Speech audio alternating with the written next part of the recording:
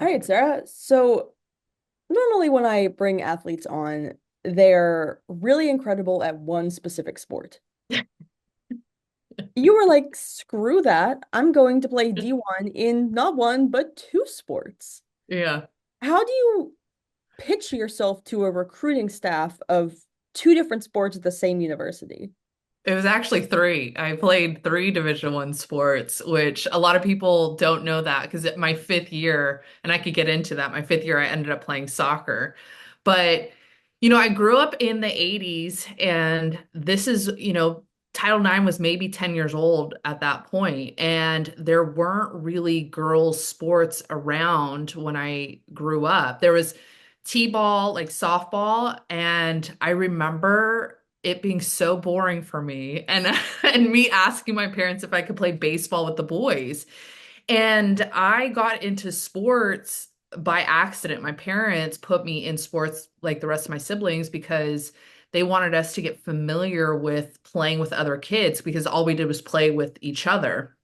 And so I just fell in love with sports at a very young age. I remember watching the 1984 Olympic Games and like thinking I'm going to be an Olympic athlete and play for Team USA. And my parents were like, okay, like who's this kid? And I played sports with the boys, so baseball and hockey and football and basketball.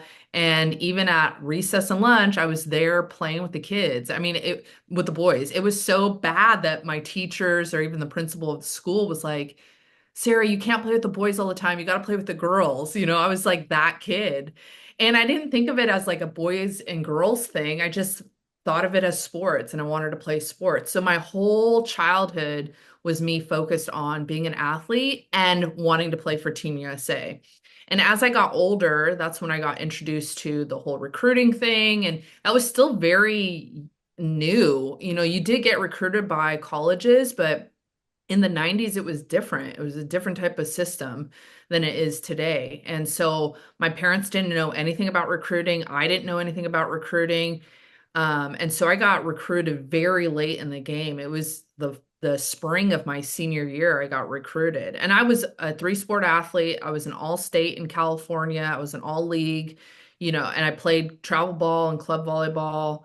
And so I had the option of playing either volleyball, basketball, or softball in college. And so I got recruited for all three of those sports in multiple colleges. And I ended up choosing Southeastern Louisiana University because they gave me the opportunity to play more than one sport.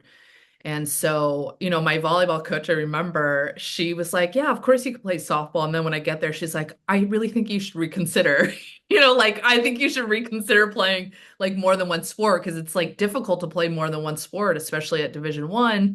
And what was said to me was you might not be as good of a volleyball player if you split your time between volleyball and softball. And then, of course, you have the demands of school as well. And so I was like, no, I'm going to do it. I'm going to play volleyball and I'm going to play softball. And after my freshman year for volleyball, she was like, are you sure you want to do this? You should reconsider. I was like, no, I'm going to do it. And so I ended up playing softball as well. And that year I ended up making all conference in softball as a freshman. And my volleyball coach was like, I didn't realize you were that good in softball too. And I was like, well, it was like a weird experience because female athletes especially, they didn't really play more than one sport than their sport that they wanted to play. And of course, the conversations that I had with coaches in high school, they're like, you're not going to play more than one sport in college, so you better like pick a sport now. And I was like, I'm not going to do that. I've been a multi-sport athlete my whole life, and I'm going to keep doing that. So when did soccer come into the picture? Yeah, so my junior year of college volleyball, I was ranked number one in the country in digs. And I went to volleyball tryouts for USA in at the end of the Final Four. So that was December of 2001. And or maybe it was 2002, I can't remember now. But I ended up doing really well at that tryout and making the USA volleyball team, one of their collegiate teams. And so there was a representative from USA Team Handball And they're like, if you don't know what USA Team Handball is, you should come check it out. And if you don't make the Olympic team, and then it was 2004 for Athens, they're like, if you don't make the Olympic team, you should come and play handball. So I watched the handball video and I was like, oh my gosh, my dad was there with me. I was like, Dad, how did I not know about this sport? And we were both like fascinated with it.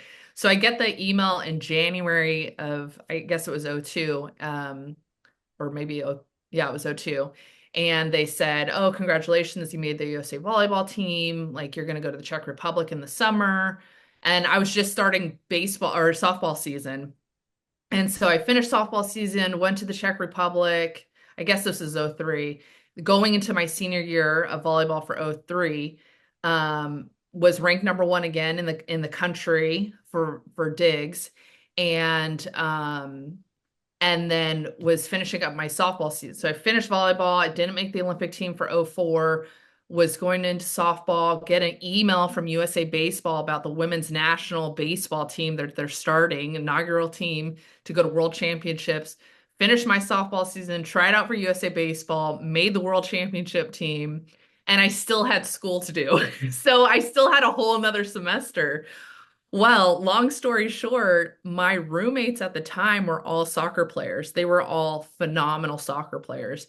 And so I had to come back after USA Baseball, after we won the gold medal at World Championships. I came back home. I'm living in this huge house with six other soccer players that were my roommates.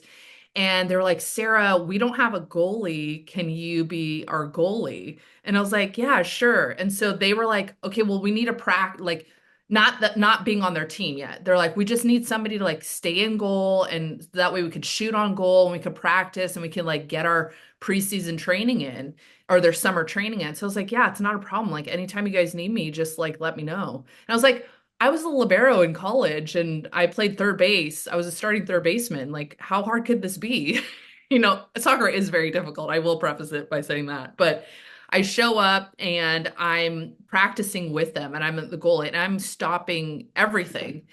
And they're like, when was the last time you played soccer? Like, we didn't know you could play soccer. And I was like, yeah, I played soccer back when I was like 7 years old. But I was like, you guys, I'm used to getting a volleyball hit from like 5 feet away sometimes by somebody who's 6'4" and it's coming at me like full speed. Like the soccer ball's not coming that fast at me. So I could like read it pretty easily. And at the time, the soccer coach would like mow the lawn and like obviously watch his players play, which I think was illegal. But he ended up calling me into his office and offering me a scholarship to play on the soccer team because he had two goalies that he recruited, but they ended up going to another school. So I was like, yeah, okay, but I don't like I need training if I'm going to play soccer. And so and I wanted to play basketball my 5th year. That's what I wanted to do.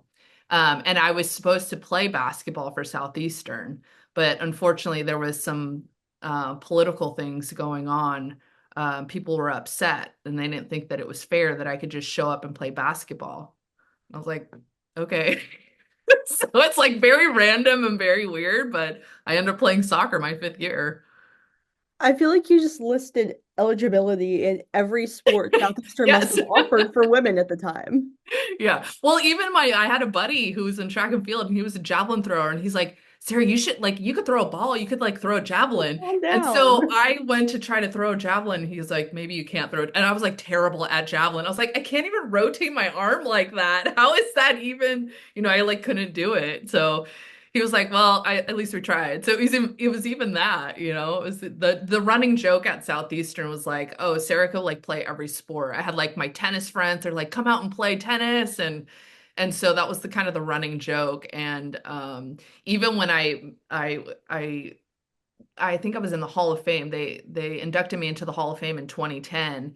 And one of my friends, he played golf there. He was inducted as well in the class that I was, and he made a joke. He's like, "I'm just like glad Sarah didn't play golf because then I don't know if I'd be standing here right now." It was like one of those funny jokes that I was like, I didn't even think about it, but I guess it is kind of a unique journey and experience. You don't really see that very often, but I was like very fortunate to be at a university like Southeastern that allowed me the opportunity to play more than one sport. So I'm forever grateful for my coaches and my teammates, and then also the university.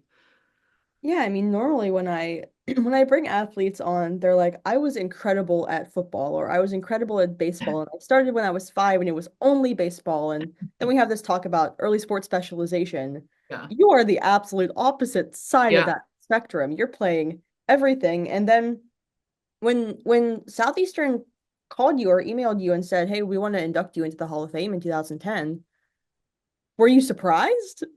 Was Well, they was it, I yeah, mean, it was it was funny because they obviously a were long talking. time coming. Oh, for sure. Yeah, it was funny because I remember like my senior year, I was the athlete of the year, and then I had like all these accolades, and you know, it's great. Like I'm appreciative of those accolades, but it was also, I'm such a team person that I'm just sad we didn't win a championship. But people had been talking about me being inducted into the Hall of Fame while I was still in school. And even in my last year, one of the representatives who kind of oversees the Hall of Fame committee. He's like, you'll get a call in like 5 years. You're gonna be inducted into the Hall of Fame. I was like, you're not supposed to tell me that now. And he would like laugh. He's like, I'm just letting you know. It's like 6 years out, but like they let you know a year before you get inducted. Like, I think they allow. Yeah, I think it's 6 years out for athletes after they graduate. He's like, you're gonna be like probably unanimous, like first ballot. And I was like, well, I appreciate that. I'm sorry, like we couldn't win a championship, but I definitely appreciate that. But when you go to smaller Division 1 schools, you have opportunities like that, and even the atmosphere is a little bit different. It feels a little bit more family oriented.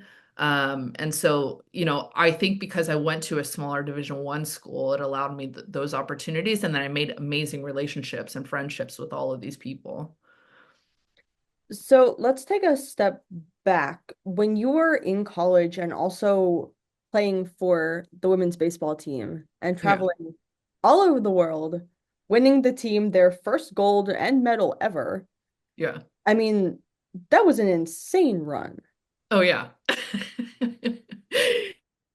What Yeah, yeah. And it was, what led up to that gold medal?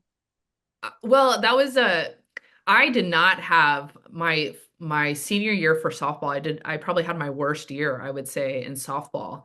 And even though I was still an all conference player, it was probably the hardest year I had.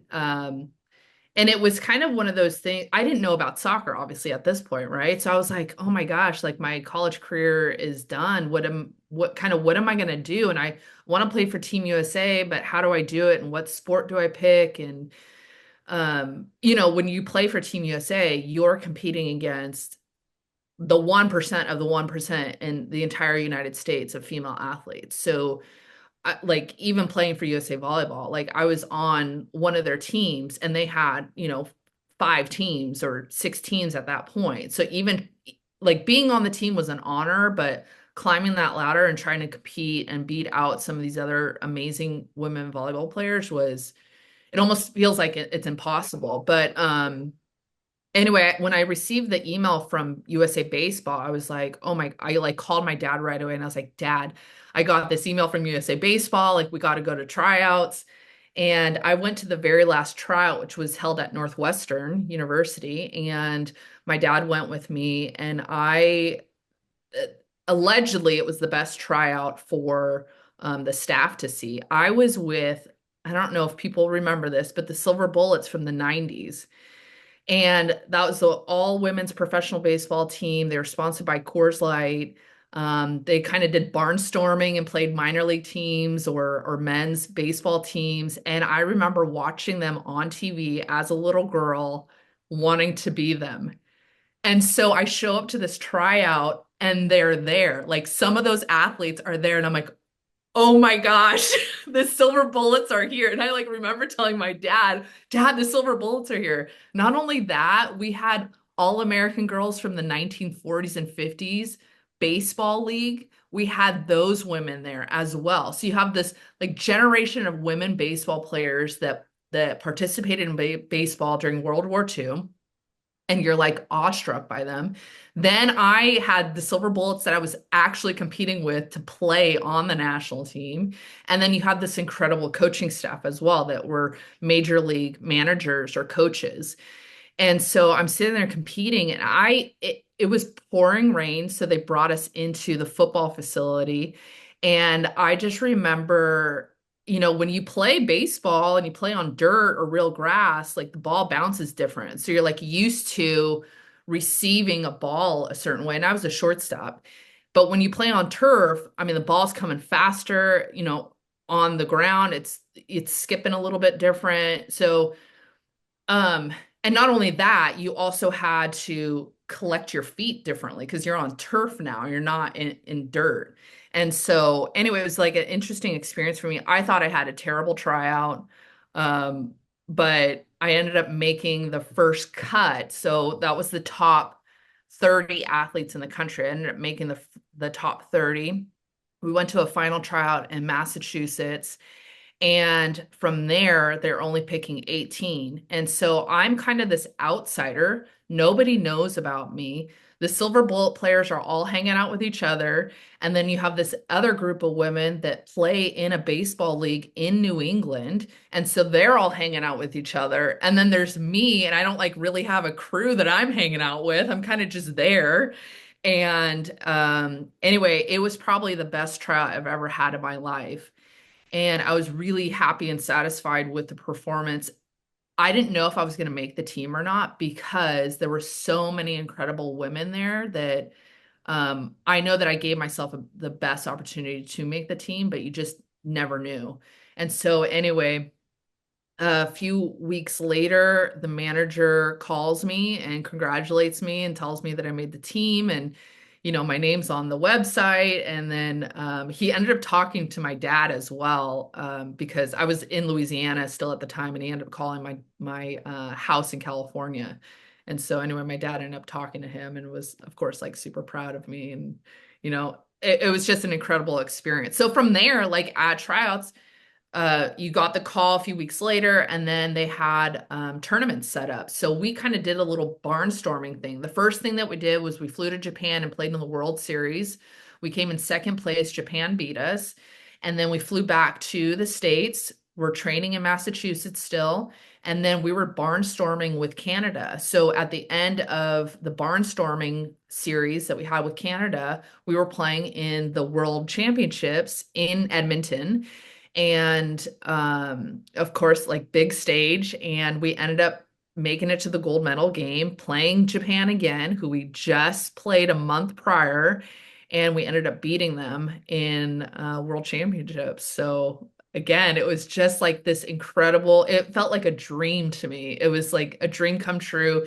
The first thing you do is you get your white uniform and you put it on and you stare at yourself, and it says, big USA across your chest. And you're just like, oh my God, like you can't help it. You get like super emotional about it. And then you have this incredible group of women that you get to play with. So some of them were silver bullets. Some of them were the New England girls or women that played in a league. And, I just texted them yesterday. We're just reminiscing about what an incredible experience we had. It's 20 years ago. And, I still like, it's one of my favorite teams that I've ever been a part of. And I love them forever.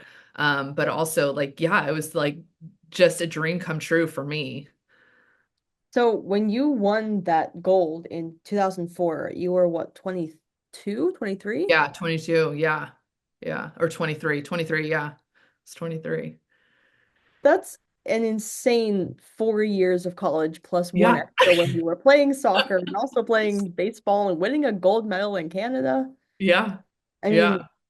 and then you guys followed it up with another gold in 2006. Yeah. 2006. And then unfortunately, we haven't won a gold since. We've won bronzes or silvers, but yeah, unfortunately, we haven't won. I mean, Japan's just had a run on everybody. But their system is very different than our system. We don't have a residency program or a league that we play in consistently, and that's the biggest difference between us and Japan is those players are playing all the time. So they're practicing for 4 to 6 hours a day and then playing. So that's their life. That's what they get to do.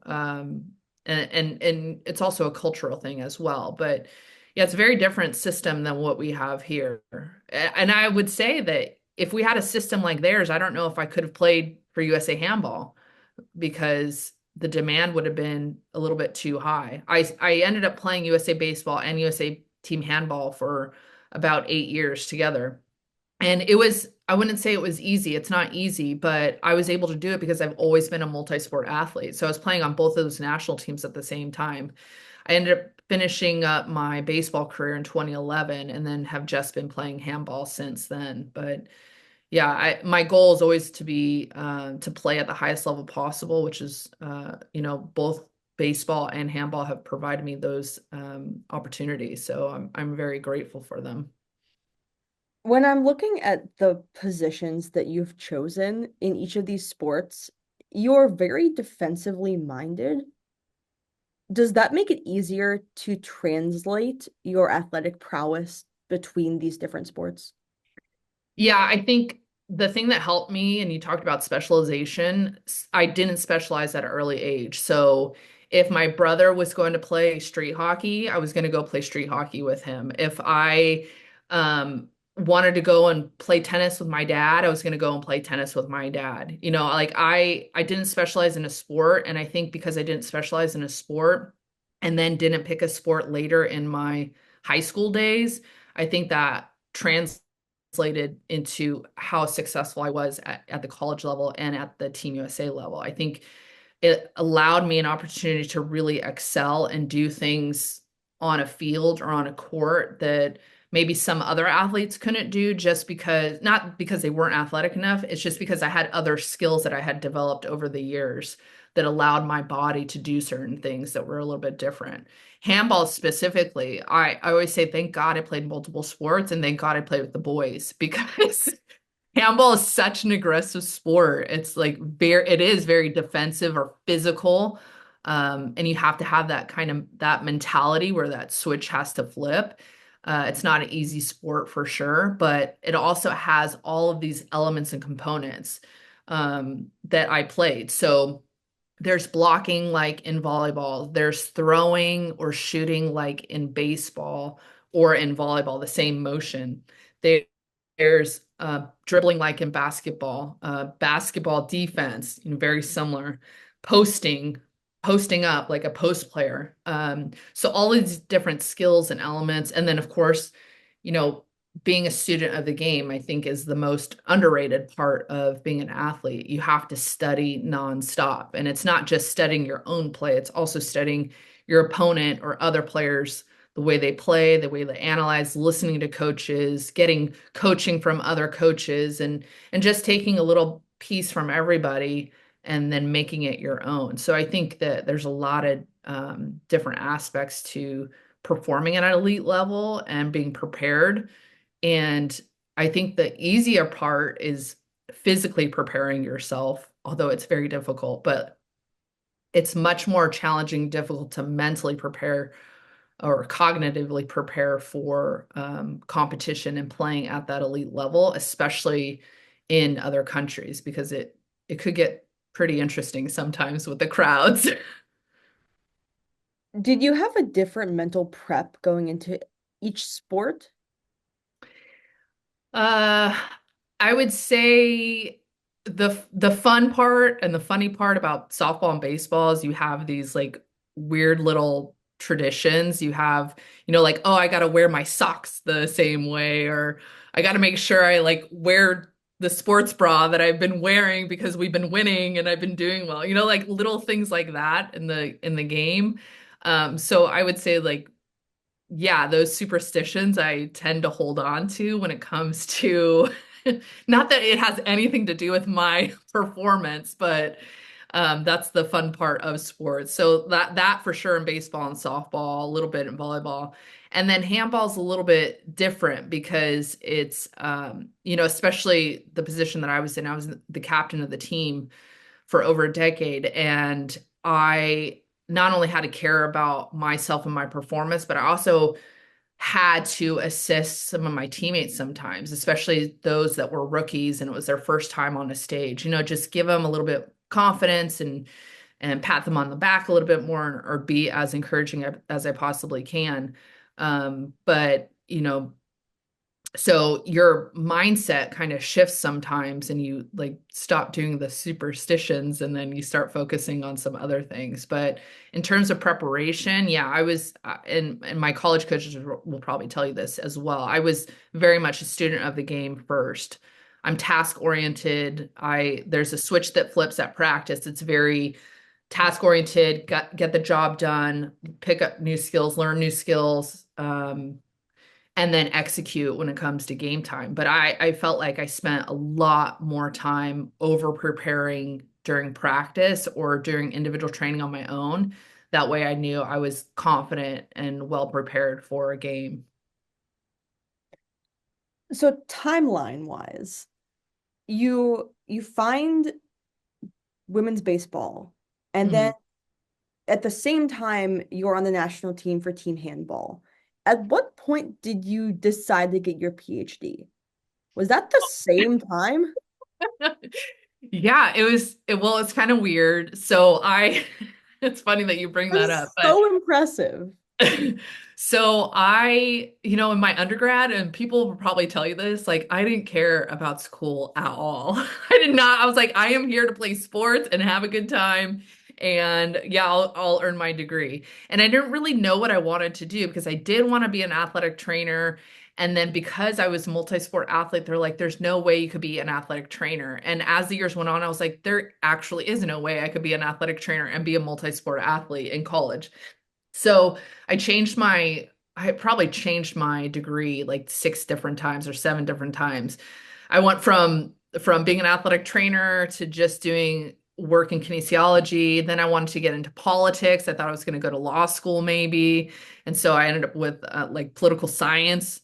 But it wasn't a focus for me. And so after college and after I finished, yeah, it was right after college, I moved back home briefly and I was like, I have no idea what I want to do with my life. And I'm going to train and work out and I'm not really working. And then things kind of fell into place. I got, the director of personal training at the gym I was training at was like adamant every single day that I needed to be a personal trainer and work for him because I'm an athlete and I would make a lot of money. I was like, I don't even know what this is, like personal training. I have like no idea, like this is such a different experience and field for me. And so anyway, I did that for a little bit and I also coached high school. I coached back at my high school. And then I had this opportunity with USA Handball. We had a residency program in Central New York, in Cortland, New York, and so I ended up moving there. So I played handball there in New York, and then I moved to State College, Pennsylvania, and I went to school at Penn State. I decided at that point that I'm going to get into kinesiology, and at that same time, I also got recruited to go and play professionally in Poland for handball. So, finished up my master's degree, went to Poland. We didn't qualify for the 2012 games, which was in London, but I went to the Pan Am Games in 2011, um, and then a year, actually had to have surgery. I hurt my shoulder, so I had to have shoulder surgery, which is around the time that I finished with baseball. I like couldn't even throw a baseball. So I ended up having shoulder surgery and then a couple years later, we get this invite from Auburn University that they want to be our residency um, home for USA Team Handball. And so I moved in January of 2014 and I was like, I think it'd be a great idea for me to like earn my PhD at Auburn. And so I applied to earn my PhD there. And our director, Dr. Mary Rudisell, she's like, listen, you're like a hybrid. I don't know where you fit. Like you have a lot of different interests and you're like good in these areas. And I did biomechanics at Penn State and learned how to run a lab there. And she's like, why don't you talk to the biomechanist that we have? And that was Dr. Wendy Weimer and Dr. Gretchen Oliver. And so I ended up being in Dr. Oliver's lab in the sports medicine and movement lab. And we focused on upper extremities, specifically overhead throwing in baseball, softball. And then because we had handball there, we added handball. And so I did my doctoral studies at Auburn University in the School of Kinesiology. And what I love about the School of Kinesiology is that they appreciated my uniqueness. So they didn't try to put me in a box. They're just like, okay, what is your interest? What do you think you want to specialize in? Let's just go from there. And so they gave me an opportunity to kind of venture out and create my own thing, which was I wanted to look at female athletes' overhead throwing performance with specific apparel on. And so I went down that avenue, created a performance apparel shirt, and that ended up being my dissertation, and found that there was statistical significance in improving your throw and posture. So it was fun. It was like a really, really awesome, fun time. I had a really great time for at Auburn and completing my PhD. And I definitely tell everybody, like, not that PhDs aren't smart. It's just that it's about hard work. And I was able to put in the hard work to complete that program. I'm not the smartest person in the world, but I had such a good time. And I definitely recommend graduate school to a lot of people because it was so fun to just do your own research. So there is a timer counting down. Once it hits zero, the same link that you got into this interview with will work. We just have to get out and get back in. Okay, I do have a few more questions, so we may sure. run over that time. So now we're in 2015. You are at Auburn. You, at what part of your journey were you in with team handball? I mean, that had been almost a decade, right? Yeah. Yeah, that was a decade at that point. I was the captain at that point for 2 years. Um, and it was at that point, you're realizing you understand the definition of father time at that point. I'm in my 30s, and most women, female athletes in their 30s there's only, you could probably count on two hands how many female athletes in their 30s there are that continue on with either Team USA or in a professional league. I think you have a little bit more now just because we're finding the research and data that's out there that women actually peak. They have their athletic peak in their mid 30s, mid to late 30s. So, you're finding more female athletes playing into their 30s. But at that time, it was, like I want to keep playing and I love playing and I could still play and I could still play at a high level. And, you're ramping up for the Rio games. And Brazil has the way the Olympics work is the host country, they have to participate in all the sports. So they get automatic bids for all the sports. So Brazil had an automatic bid in handball to participate in their country. So that was a great opportunity for us to hopefully medal at the Pan Am Games, at least get into the gold medal game if we're playing Brazil, and and then go to a second chance Olympic qualifying tournament to qualify for the Olympics. Well, unfortunately, we didn't qualify for the Pan Am Games, and that means that the entire 2016 year, it's basically a wash. You basically have to start all over, start a quad, Olympic quad all over. And so that's like really heartbreaking because I had been trying to go to the Olympics since '04, and that had always been my dream and goal. And the main focus for me is that I felt like, man, we play really well, we have really great athletes, we need a little bit more time. And so the running joke with my teammates, I was like, just give me 10 years. Like in 10 years, you're going to be amazing and phenomenal, and we could be unstoppable. But life happens, and with female athletes, we're a little different, right? We want to get married. Some of us want to get married. Some of us want to have kids.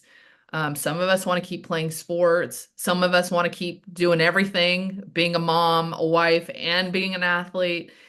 So we have different priorities compared to male athletes. And so there's other things that we have to think about as females. And, when you're in your 30s, the clock is ticking both on your athletic career and if you want to have a family. So, those things they have to be considered, I think, when you're making decisions in life that are important. But I think my mindset at the time was I'm here. I'm like doing my PhD. I'm gonna be serious. I'm gonna train full time. I'm gonna be here every day, and I'm gonna act as the captain of the women's national team and lead by example. So it was struggling. We had a hard time for that period of time specifically because a lot of our athletes ended up leaving.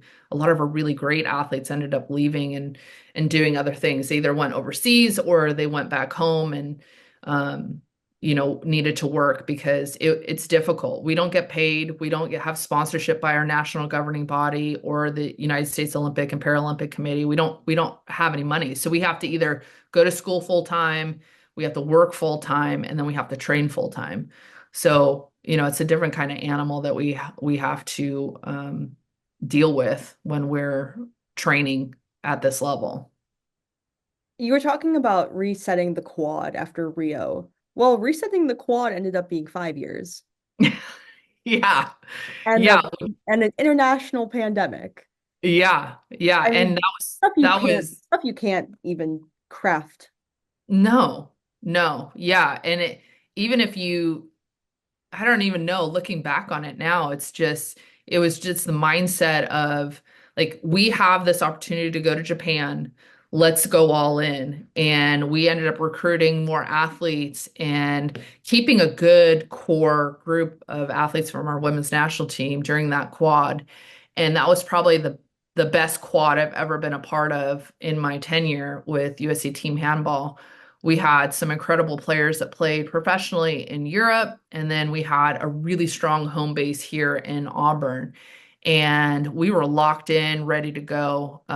We ended up playing in the Pan Am Games, and unfortunately, we didn't play in the gold medal game. We played in the bronze medal game, though, which is the best we've ever done in Pan Am Games since the 90s, which I think 95 was the last time we medaled in the Pan Am Games for the women's national team. So we were in the medal game and we ended up losing to Cuba by 1 goal, but it was an incredible experience. And then, of course, the pandemic hits, and so then the athletes are waiting an extra year, and that's brutal. That is brutal because you're getting ramped up to peak at the right time. I end up kind of alluding to that 5 year span between Rio and Tokyo rather frequently with the athletes that I talk to on this podcast because that extra year Yeah. changed everything for a lot of people.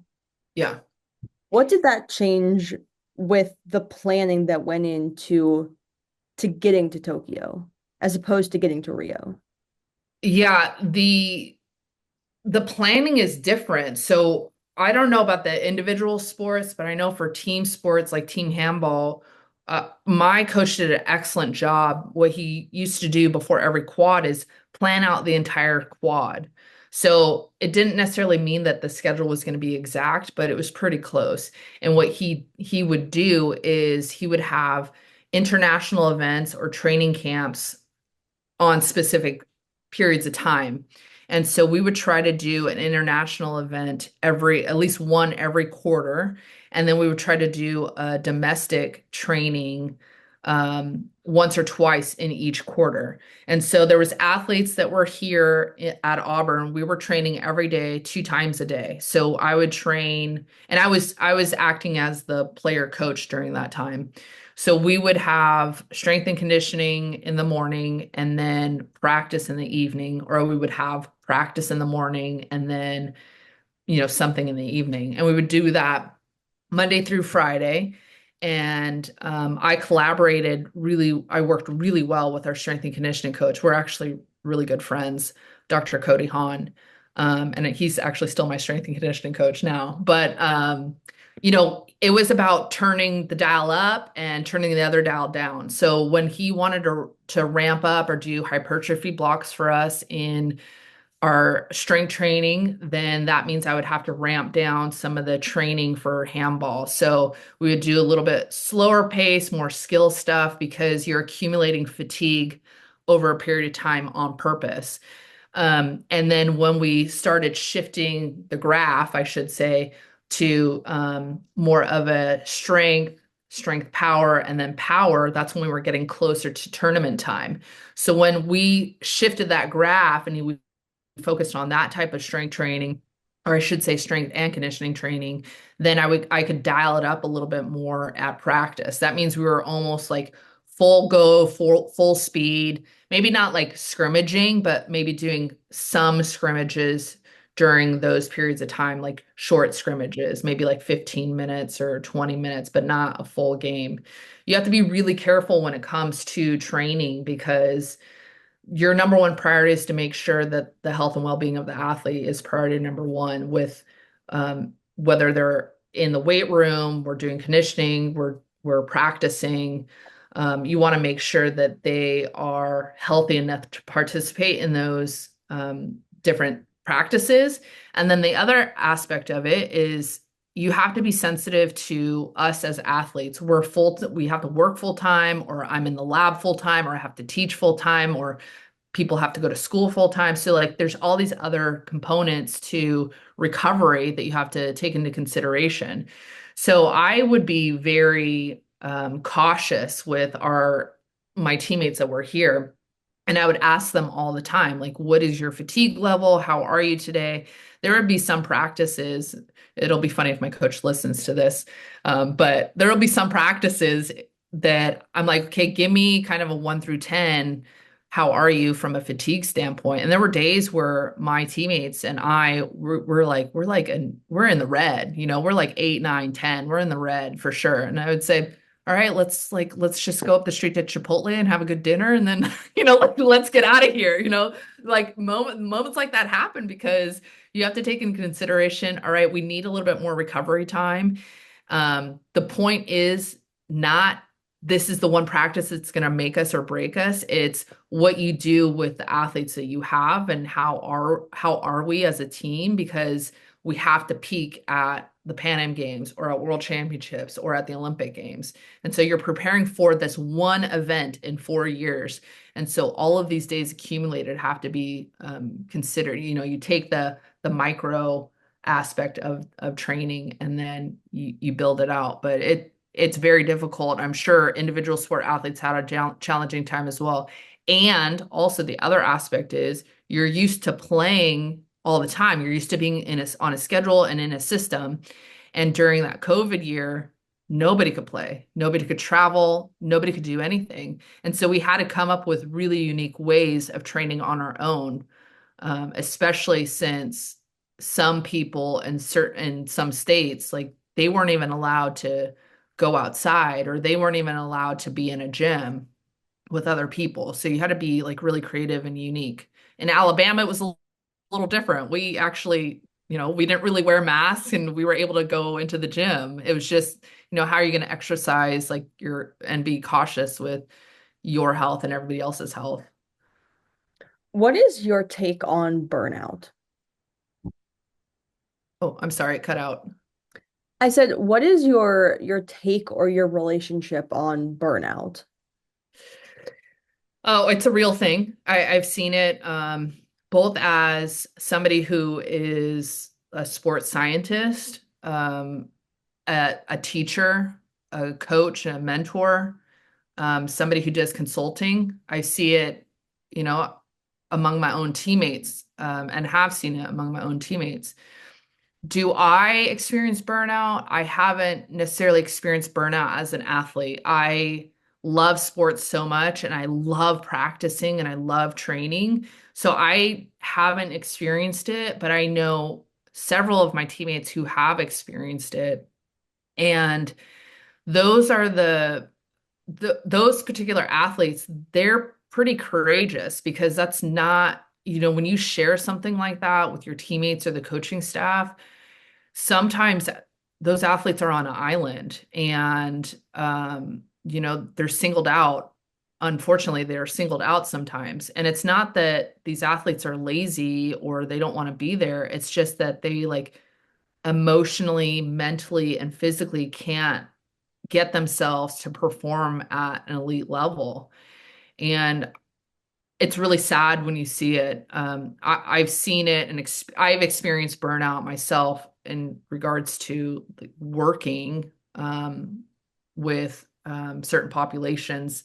It's, the emotional drain is where my burnout comes in. But from a athlete standpoint, that's where I step in as a teammate, encouraging them and also, sometimes having those really difficult conversations with my coaching staff. I was able to do that as a captain. Um, and those aren't fun conversations. Those are very difficult, challenging conversations because I'm I'm there to take care of my teammate and protect my teammate. And sometimes, not all coaches, but sometimes coaches, they say, "Well, I don't understand." It's like, okay, like maybe it's not for you to understand at this point, but this is what the athlete is experiencing. So sometimes it happens when the athlete can't speak for themselves. I help them in those conversations. Um, and I like to do it where I don't single out the athlete or my teammate because I just never think that's a good idea. I do it in a way where I say our team or we feel, and I want to include myself in that as well because we are a team. And, I know that if only one athlete or one teammate's thinking that or feeling that, there's probably more than one.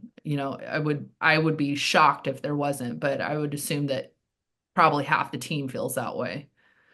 So it's real and it's something that I'm really glad we're talking about this more. And I think Simone Biles did an exceptional job of highlighting that in the Tokyo Games. And it's funny because I'm actually watching her Netflix show right now, which I love. But that's a very real thing, and I'm glad that she brought attention to it.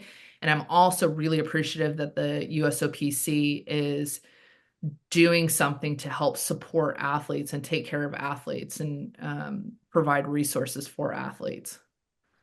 Yeah, I mean, the impact that players like Simone have had, that players like Kevin Love and DeMar DeRozan and all of these athletes who have since Yeah, come out. I mean, those are the big three that kind yeah. of like Even I Michael Phelps Michael too. Phelps Yeah, too. Those are the athletes that I kind of attribute this kind of spearheading of the mental health dialogue with yeah, at a higher level. But I talked to so many people throughout this podcast that have incredible stories like these athletes that also credit them for yeah, starting the dialogue. Like, yeah, I wouldn't have known who to talk to. I wouldn't have known that yeah, I wasn't alone. I wouldn't have known how to deal with my anxiety or yeah, that even stepping away from my sport was okay. Like, I didn't even know yeah, that was an option until these athletes come out and talk candidly about what they're going through. And it takes a ton of courage yeah, to say, hey, I'm on paper at the peak of my career, yeah, but I cannot do this right now. yeah.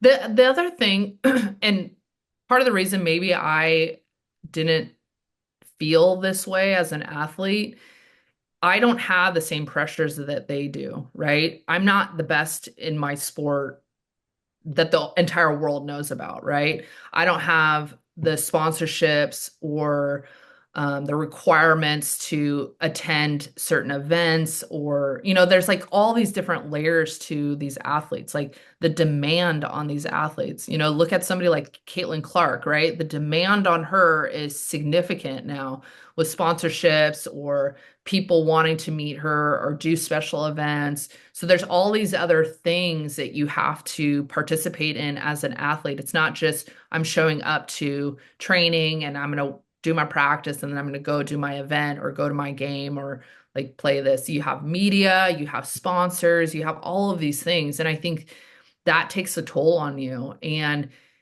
sports does teach us to manage our time and manage our emotions and all these other things, but I don't know if you could really prepare yourself for the magnitude of all of these other things that you're required to do outside of your sport. I don't know if there's anything you could do to prepare yourself for that. And you have to, that's why we emphasize taking time for yourself and managing, your own time, sleep, hydration, proper nutrition. That's all really important. Those are things that we focus on.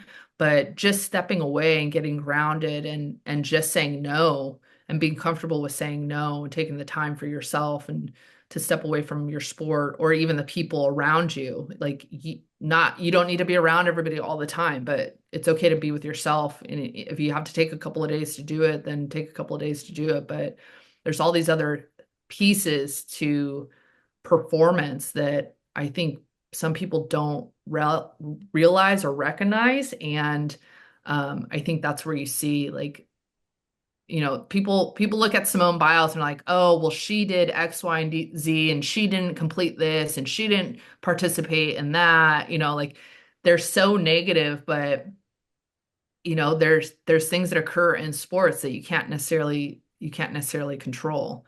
And so the fact that she came out and said that was like extremely brave of her. And or like Michael Phelps now, like him highlighting that as well. I applaud them because that's not an easy thing to do. Yeah, I also think it's interesting. There's been a trend where normally I ask a question kind of about what your first experience with mental health resources was and when did it happen. And with these athletes that I'm talking to that are now in their 30s, 40s, 50s, they didn't have those first experiences until college, until they had a massive support team around them at a Division I university whose entire job was to keep them on the right track. Yeah, Now with this younger group of athletes, it's starting in youth sport where they're talking about breathing exercises and like how being an athlete is only a part of who you are. And yeah, I think that that is a massive shift yeah, in our relationship as athletes with the mental component of our game. And so I think it'll be interesting. Like, I hope someone's doing a longitudinal study right now yeah, about the lasting impact of starting that dialogue earlier. Because I think those results are going to be really cool yeah, in like 20 years, you know? yeah, for sure. Well, yeah, the other thing, I didn't have social media growing up, right? I didn't even have a cell phone until I was at the end of my college career, right? So, even things like that, there was no social media, there was no, um, you publicizing your own performance on any platform. And so that's the big shift right there is that, not only do you have like you have to keep up with what everybody else is doing, but you also have the other element of it, which is maybe some of the bullying or teasing or some of the unfortunate things that come with it at a younger age. If you and I got bullied as a kid, and which was fine. It ended up turning out great for me because nothing was plastered all over social media.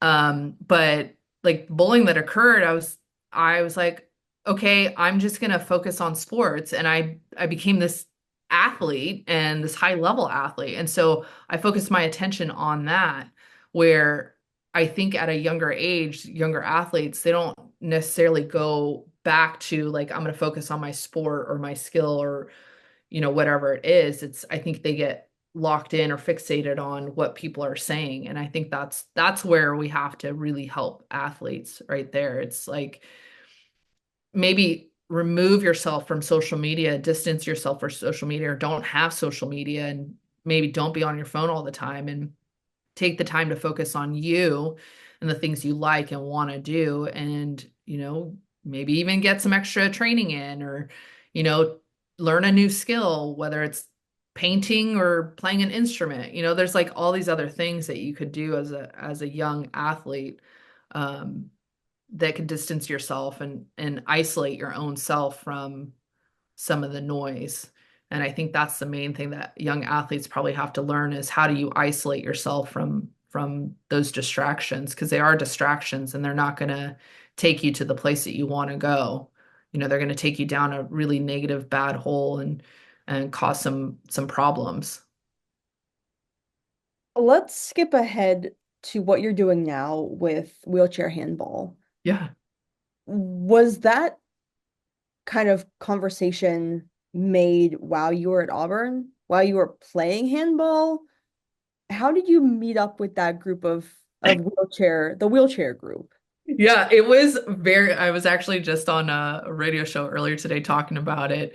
So the head coach, Dr. Ford Dyke, I'm actually really good friends with him. We did our doctoral studies together, and he also played on the men's national team. He's also dating one of my best friends on the women's team, Jency Rhodes, Dr. Jency Rhodes. So that was like an interesting period of time for us because we were all three of us were doing our doing the doctoral program in the school of kinesiology. And Jency and I had a desk right next to each other because we were biomechanics together. And he was like smitten with her. He'll kill me for that, but he was like smitten with her. And so, anyway, they ended up started dating, and we played together for, um, that almost two quads. We played for Rio and for Tokyo. And Ford ended up graduating 2 years before Jency and I did. And Ford's a professor at Auburn now in the School of Kinesiology. And Jency does some remote work at home. So they've been dating forever. And, of course, I'm friends with them and I hang out with them sometimes. And we're all in Auburn. And he sends me a message. I think it was back in May.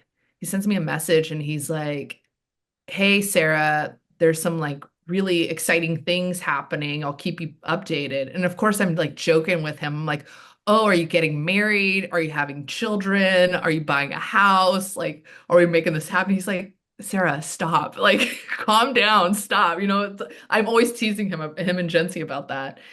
And he's like, "No." And he sends me a screenshot and it was USA Wheelchair Handball. And I was like, "Oh my gosh, do you need a team mom?" And I was like, "Because I'm your girl." And he was like, "Sarah, stop."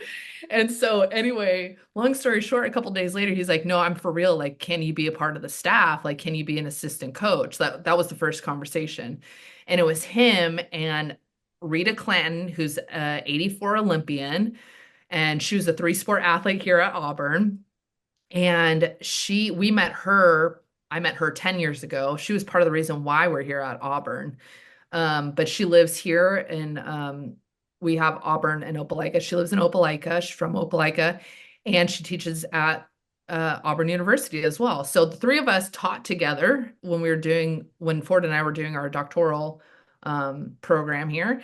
And then he asked her to be his assistant coach, and then he talked to her about adding me.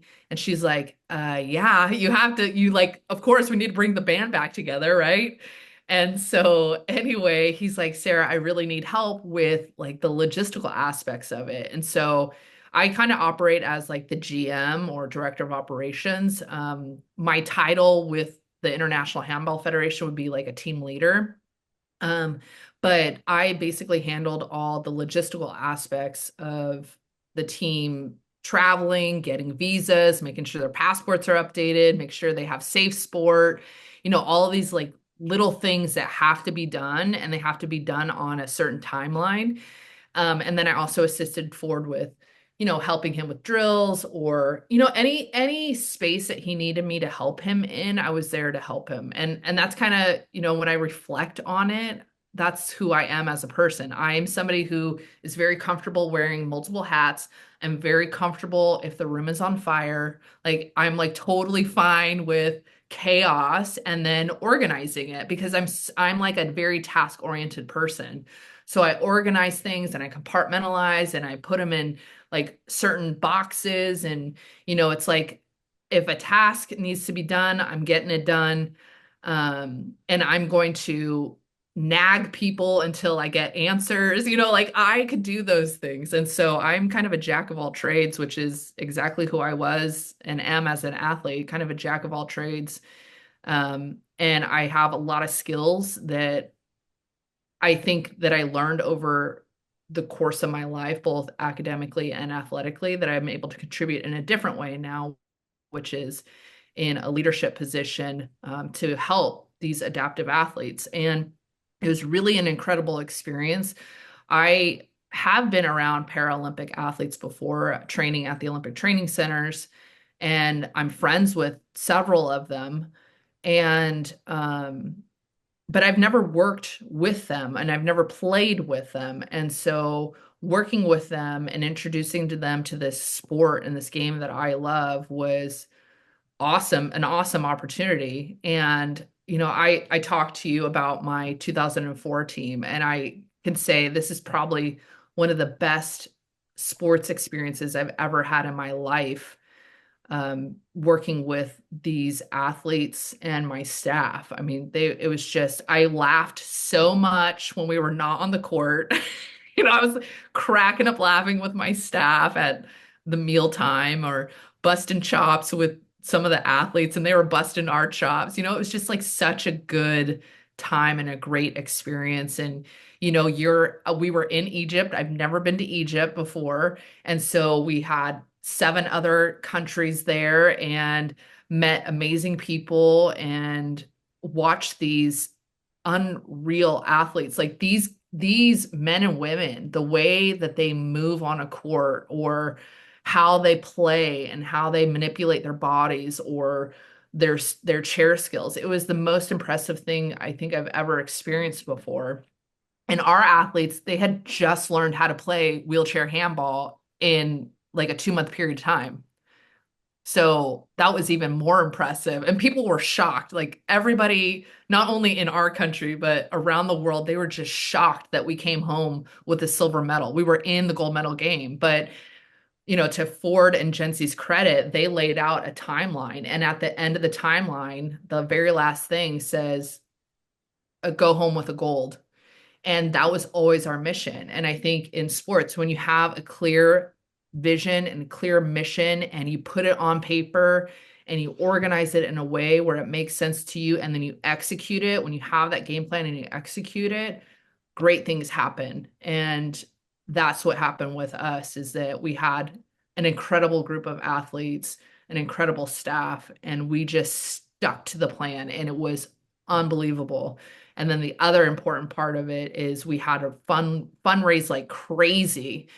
We needed to raise at least $75,000. We actually exceeded that, but we didn't want our athletes to fundraise. We wanted to do it as a staff. We wanted to find sponsors and donors, and that's exactly what we did. We wanted our athletes literally just to show up and perform and be in their ideal performance state. And that's what I think that we did a pretty good job of that. But, we wanted to isolate them from all the noise and the nonsense that occurs. We wanted them to stay out of the fundraising. We just wanted them to physically, mentally, and emotionally prepare themselves. So when you talk about, you know, burnout, or like how you prepare mentally and emotionally, I think because we were so athlete centric, and all of us on the staff were athletes. We had 2 others, Lisa Egan, who's a 96 Olympic athlete for handball, and then Eric Finch, who played on the men's national team with Ford. All of us were really focused on what do the athletes need and what do we need to do to help the athletes prepare the best that they possibly can. So I think because our staff had that mindset, very athlete centric, we were able to create an environment of success for them. I interviewed Ford probably 10 or so episodes ago, and this was before you guys had left for Cairo. He was still, I think, putting the team together at that point. Yeah. Um, and he at that time, he laughed in our interview and he went, "Oh, we're gonna bring home a gold." Like, and I'm like, this is your first Yeah. international competition ever. Yeah. You are fielding your team as we're talking. Yeah. Like, Yeah. no offense, but this is a tall task, dude. Yeah. Our And our athletes hadn't even played in a handball game yeah, until we got to Egypt. So our first international game was when we arrived in Egypt. yeah. And I asked him, I was like, is your roster composed of people who have played handball in the past? And he's Yeah. like, no, we have like tennis and rugby and basketball, and like it was this really unique conglomeration of really insanely good athletes from other Yeah. sports coming Yeah. and fielding this team that ended up winning silver. Yeah. And I was following from here as you guys were playing, and I was just going like, oh my gosh, they're gonna do it. Yeah. They're Yeah. gonna do it. Yeah. Yeah. But I think that the key there is that our athletes, again, back to specialization, I'm not a fan of specialization. So I think that everybody should play multiple sports.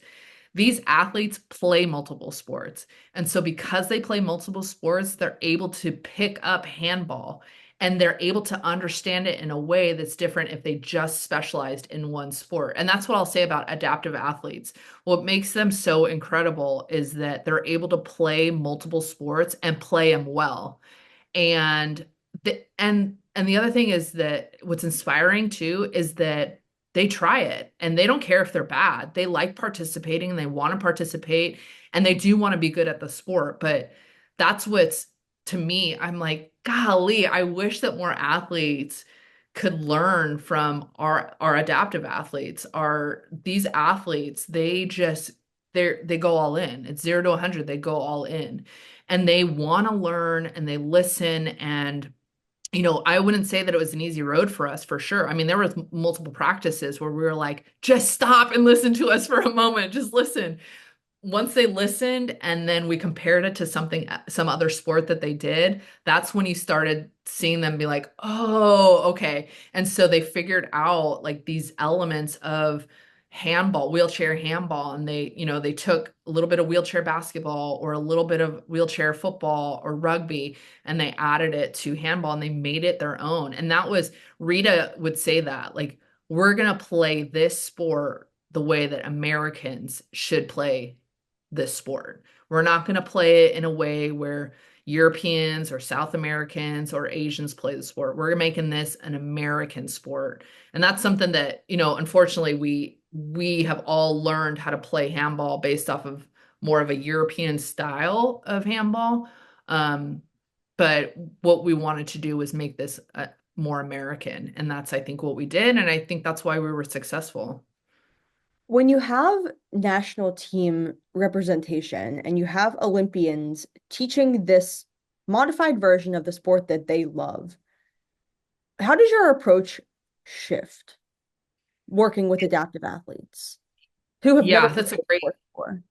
Yeah, that's a great question. Part of it is a little give and take and listening on both ends. So the athletes have to listen to us, but then we also have to listen to the athletes. The athletes have a different perspective. And they also, some of them are like, well, you don't know, you're not in a wheelchair, Sarah. And I'm like, you're right, absolutely right. So like we're asking you to do things that of course we can do because we're able-bodied, but you guys can't do because you're adaptive.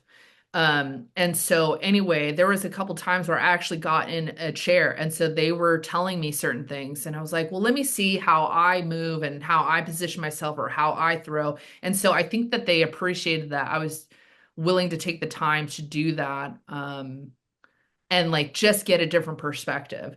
The other thing is there was a lot of collaboration with our coaching staff. So our staff was very open and willing to admit that they didn't know everything that the athletes were experiencing. And so there were times where it was just a listening session for us, for the coaching staff, where we had to listen to their perspective or listen to maybe something that they wanted to do or adjust. And then we modified some of like the defensive tactics or the offensive tactics for their skill set and our overall plan. So there was a lot of, I remember this one particular practice. This was before we played Chile in our playoff. It was about a defensive position. And so one athlete was saying, well, I would position myself like this, and here's what you could do. And he was kind of navigating. And then that's when I stepped in. I'm like, I actually wouldn't do that. And here's why. And so I gave my perspective as, an able-bodied handball player and like what you're going to see on the court and how they're going to move.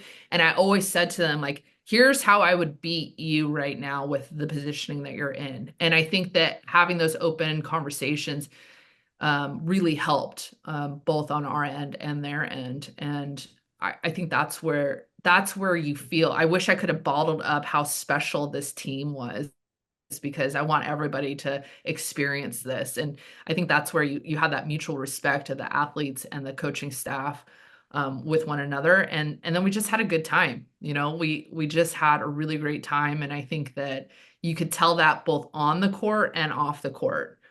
And off the court was great. We would hang out with the athletes. We would actually not hang out with them. We would sit by them and they would just be sitting there and playing cards with each other, and they did that all the time. Like when they weren't on the handball court, they were playing cards with each other or taking a nap, but that's just kind of how the culture was. It's like when it's game time or practice time, let's flip the switch, let's have a good time, let's work really hard. And then off the court, it's like, no, we're friends and let's hang out and have a good time. And I think that's why I get to sit here and tell you that we brought a medal home. We're second best in the world, which everybody's still baffled by. But like, yeah, it's not surprising to us. I don't think for our staff it's surprising because these athletes are that good. They're that incredible.